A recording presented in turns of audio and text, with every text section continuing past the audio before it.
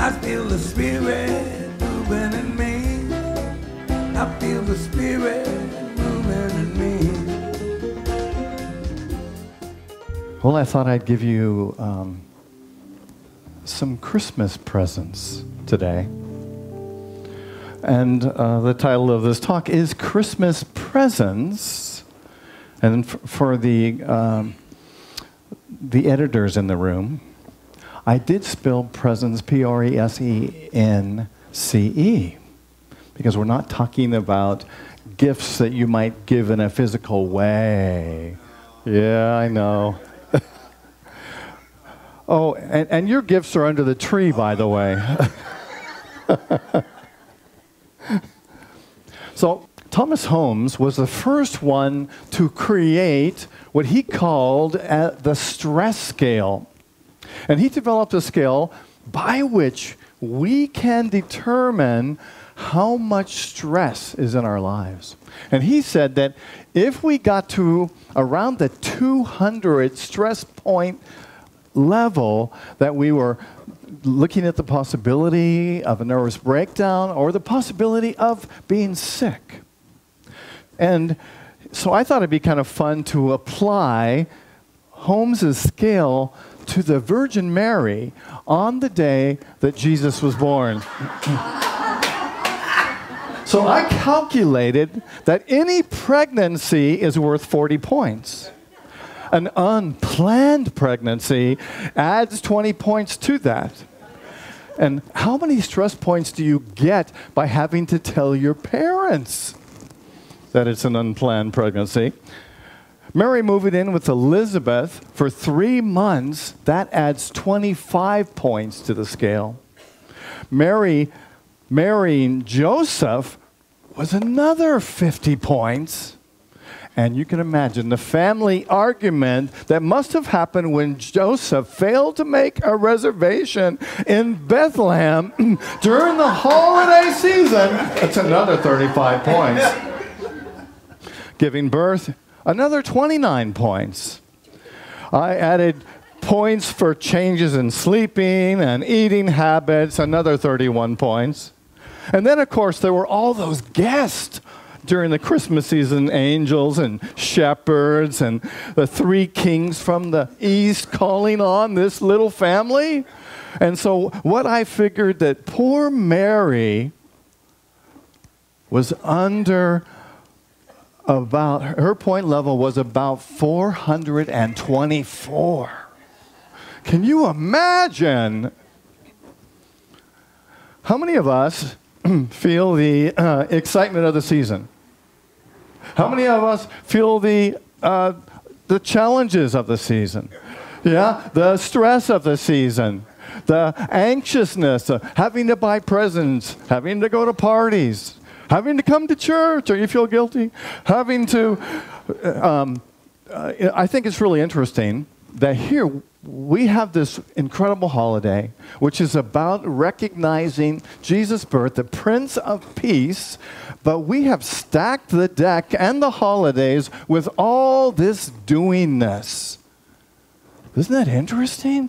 We have to do all these things that keep us from focusing on the truth of what is the reason for the season. The things that keep us from being centered and focused and really celebrating the truth that this season gets to shine through us. I know I've experienced some of this myself in getting ready to do the EOW in a couple of weeks and all the meetings and things that happen. And so I thought, okay, what can I do? So I want to share to you what has been my practice in the last couple of weeks.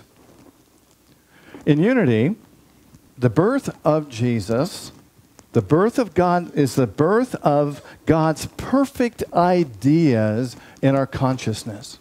That's what the birth of the Christ is, the birth of the truth in our consciousness, in our awareness. And that is that truth that comes to live as us, to love through us, to be present in us. This is the Christmas presence. This is why we celebrate this holiday, and this is how we define it in Unity and in New Thought.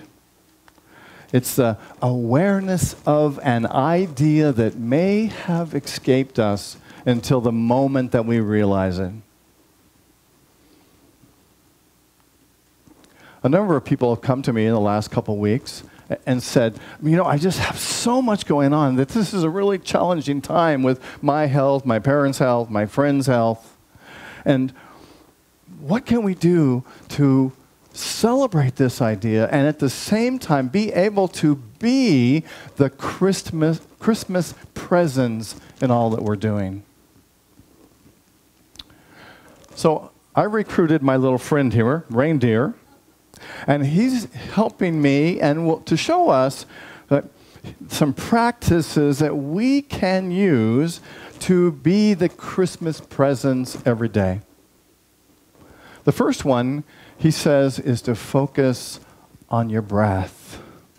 When you find yourself getting out of sorts or getting stressed out, I find myself, it's often because of the way that I'm breathing. Either I'm not, or I'm breathing. And when we breathe short, shallow, deep, shut breaths like that, it creates, it stimulates the hyperventilative part of us that causes us to experience more stress. So when we notice that, we want to breathe deeply and take deep breaths, deep present breaths. And I think it's powerful to breathe in the nose. It's interesting that we have evolved into having this nose cavity with smaller holes than our mouth. I just thought of this. It's ingenious, I know. But the reason that our nose holes are smaller than our mouth holes is because we want to breathe in slower and deeper, yeah? Because if we're breathing in like that, we're breathing into that fight or flight energy. So we want to breathe deep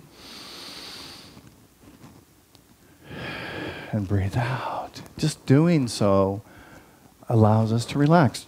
Try it yourself. Breathe in. And then breathe out. I think it is powerful to breathe out with the mouth. Can you feel the difference? Thich Nhat Hanh said in his book, Introduction to Practice of Meditation, breath is the bridge which connects life to consciousness, which unites your body to your thoughts. Whenever your mind becomes scattered, use your breath as the means to take hold of your mind. And I think even more than, sometimes we think that the mind is about thinking. I think that when we practice the breath, we're actually going beyond the mind and getting connected to our hearts with our center. So focus on your breath, says our reindeer friend. And the next thing that we can do is to say yes to what is. Ever try and resist what is happening? Yeah? That ever happened to you? It's like all this stuff is going on and it's like, oh no, this is not what I want, right? And so the walls of resistance go up and we have stopped dealing with whatever is happening, working with what is ever happening in our lives. And instead, our defenses go up, and we are in a flight or fight mode. Ever notice that? And the secret is just to be aware. Oh, interesting. So this is what's happening. Good time to take a breath. This is what is.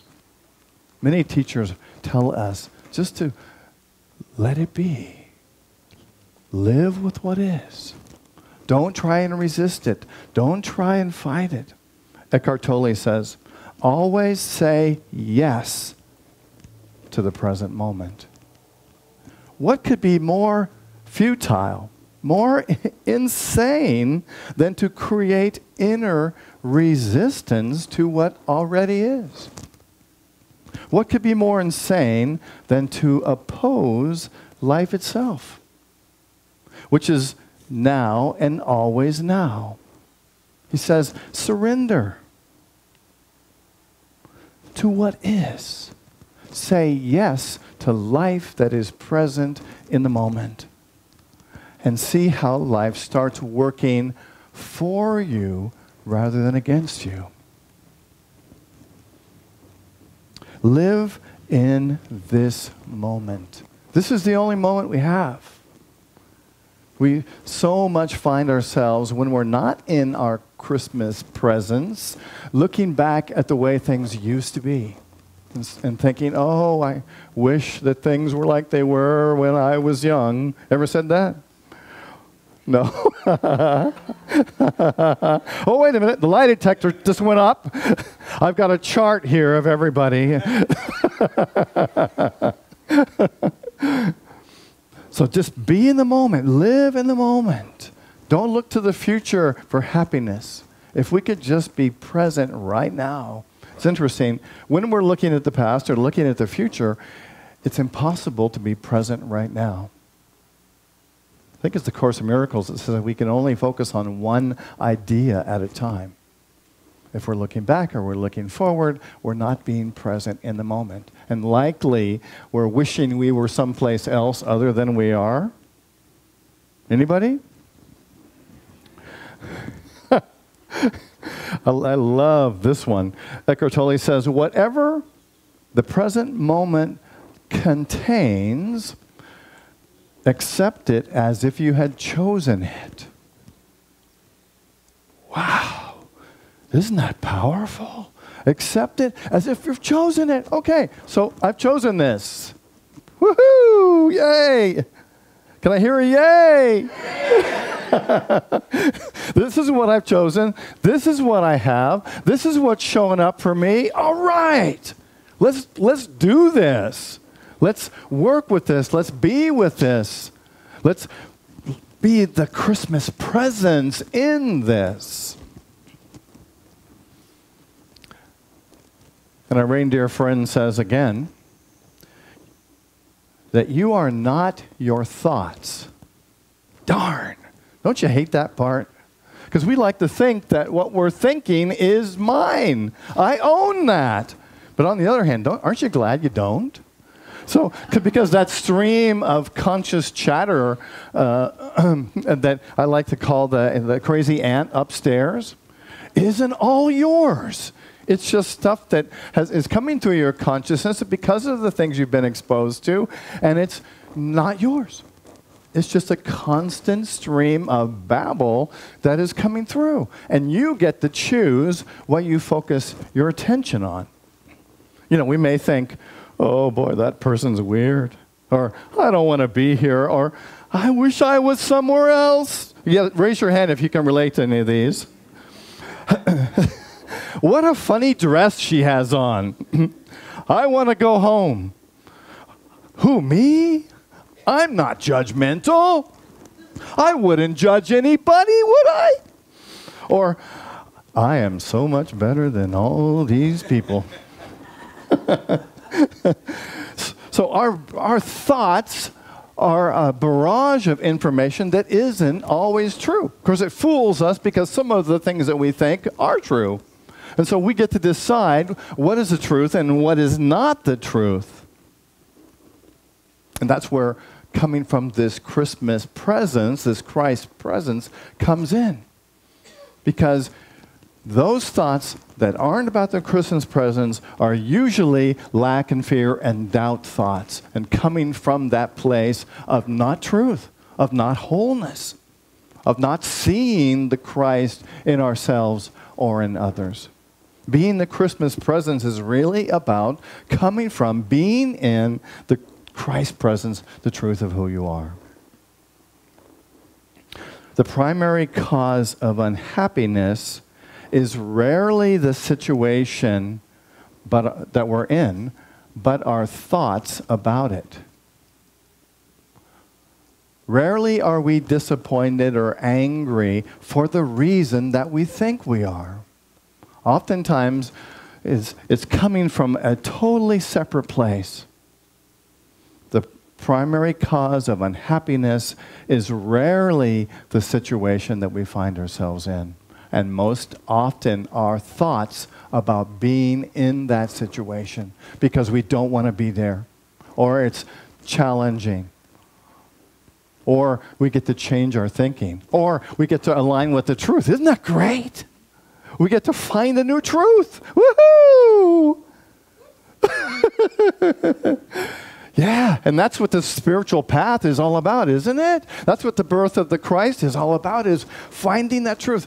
Observing, this situation is a little challenging. Okay, so what is the truth that I can know about this situation that can be revealed to me so that I can come from my Christ presence? View it differently. See it differently.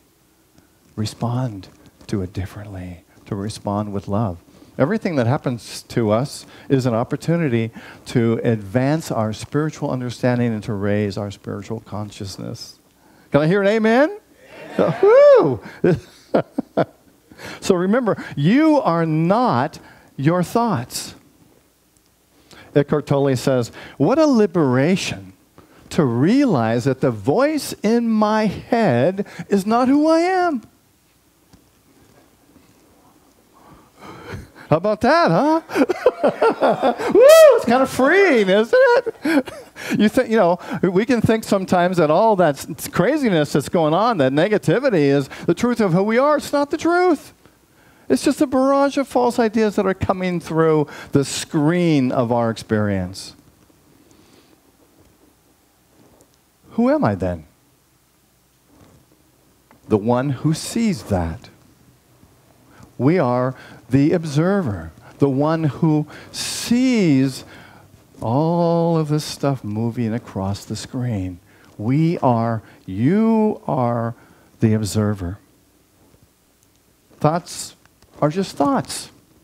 You don't have to believe them, and you don't have to do what they say. Some Buddhists talk about the monkey mind, right? And sometimes doesn't it feel like we have a monkey mind? If you picture monkeys in a jungle jumping from tree to tree, yeah, grabbing on another one. Sometimes our minds are like that. It's just like going from one thought, my mind is, I don't know about you, but going from one thought to another, yeah? Can y'all do this? Is that how they do it? Or, oh, come on, you can do better than that.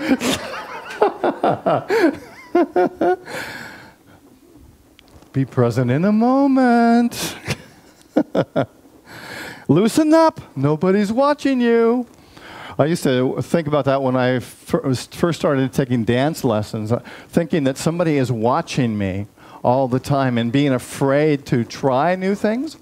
Have you ever felt that when you're trying something new? It feels like everybody is watching you.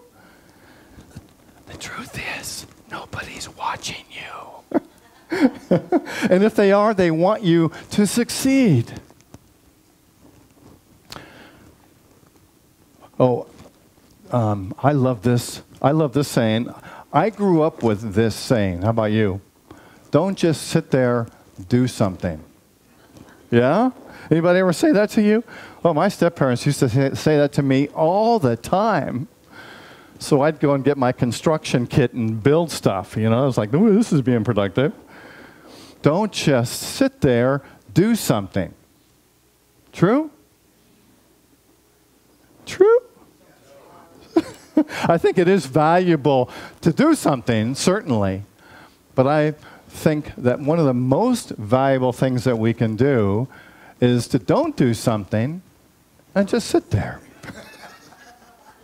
Sometimes we need to sit there. And by this, I'm talking about prayer and meditation. These prayer and meditation are getting more and more exposure and are being more and more researched by the medical community, by the psychological community to discover that these prayer and meditation are two of the most valuable things that we can do to maintain our perfect health. And they help us to connect with the truth of who we are, so we can live our lives from that and separate ourselves from the monkey mind of stuff that, that's going on trying to get our attention. Don't just do something, sit there.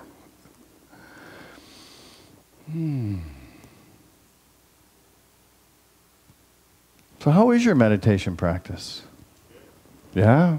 I really encourage you to do that, to spend time in meditation, because it changes the structure of your mind. It changes the structure of what you're thinking. When we spend time in the silence, and oftentimes we can get this other message, right? Don't just sit there, do something. And often I know when I first began my meditation practice, I would hear this all the time. I would be sitting there and hearing, don't just sit there, do something. You're just wasting your time sitting there doing nothing. Go do something. Oh, okay, maybe I should make my grocery list. Or maybe, I'm meditating. Okay, what do I want for my grocery list? Oh, yeah, okay, writing stuff down. Yeah? I think there's so much value in just sitting and being in the quiet. Why is that? Because we're teaching ourselves to pay attention. We're teaching ourselves to pay attention to spirit. If we're sitting there and doing our grocery list, what we're teaching ourselves is that it's important to be thinking and doing versus just being in the silence and being available to the presence that's within you, not outside of you. It's the presence of the Christ, the Christmas presence that's within you. Meditation will change your life. Want to be healthy? Meditate. Want to know the truth for yourself? Meditate. Be present to yourself. Be present to that Christmas presence of who you are. I saw this cartoon in the New Yorker. It's two monks sitting side by side meditating. The younger one is giving the older one a quizzical look, to which the older one responds, "Nothing happens next. This is it." The Christmas presence isn't a goal. It's not something to have to strive for or to try to make happen. The Christmas presence is a spiritual practice that evolves naturally in and through you and me and all of us when we open ourselves to that Christ self within us and take it in, absorb it, be one with it, practice it, listen to it. I am thankful that the presence of God is always with me. Say that with me. I am thankful that the presence of God is always with me. And I invite you to close your eyes. Take a deep breath.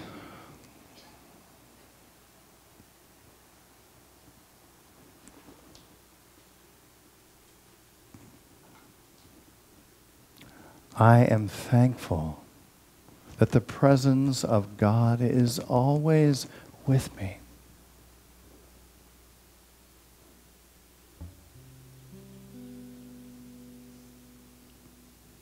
Breathe into that.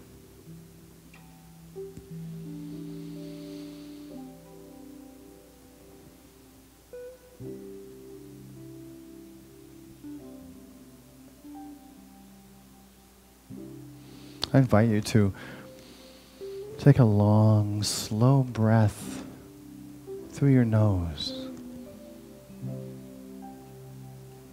filling your lungs and your body with life-refreshing breath.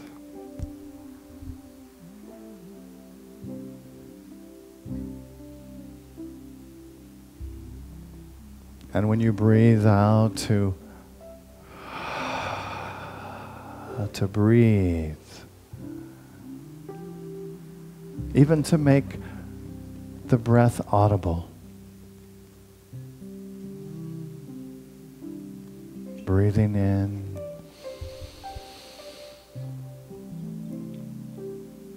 breathing out.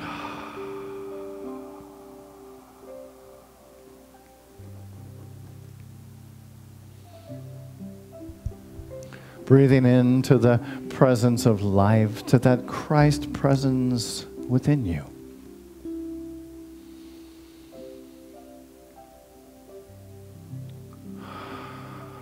Breathing out into the universe.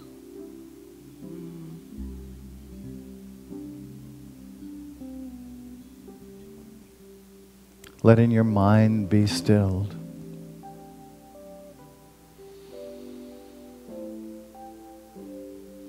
Just to focus on the breath.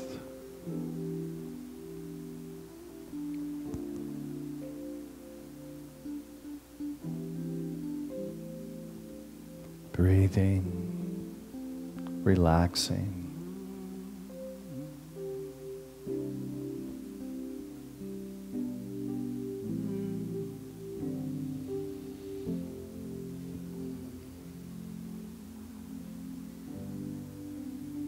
Coming back to the breath.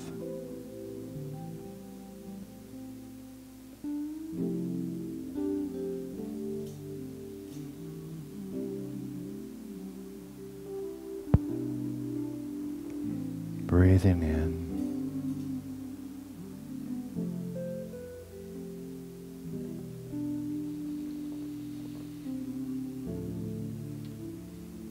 Knowing that the Christmas presence is within you. It is the truth and the essence of who you are. I invite you to breathe into this Christmas presence.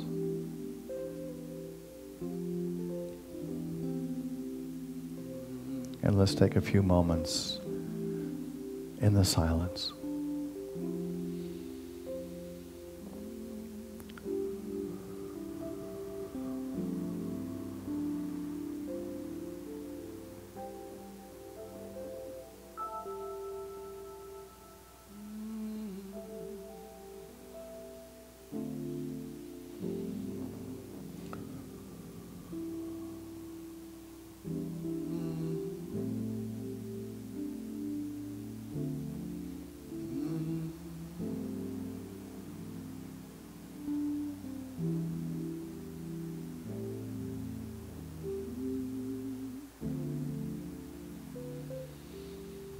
Breathing in and breathing out.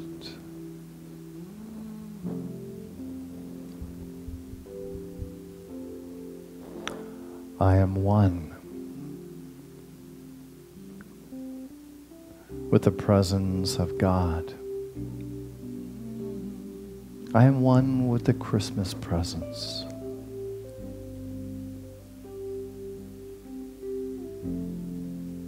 I am one. I am thankful that the presence of God is always with me.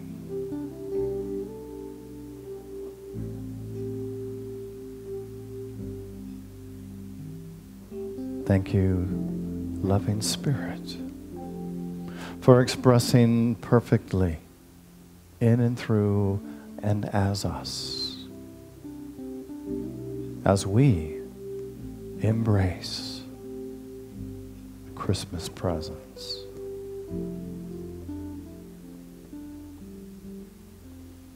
And I invite you to gently bring your awareness back to this moment, to become aware of this room,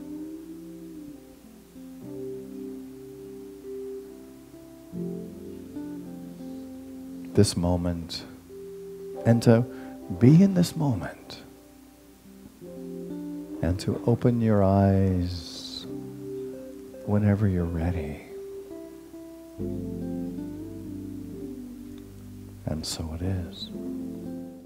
Where I live, there are rain.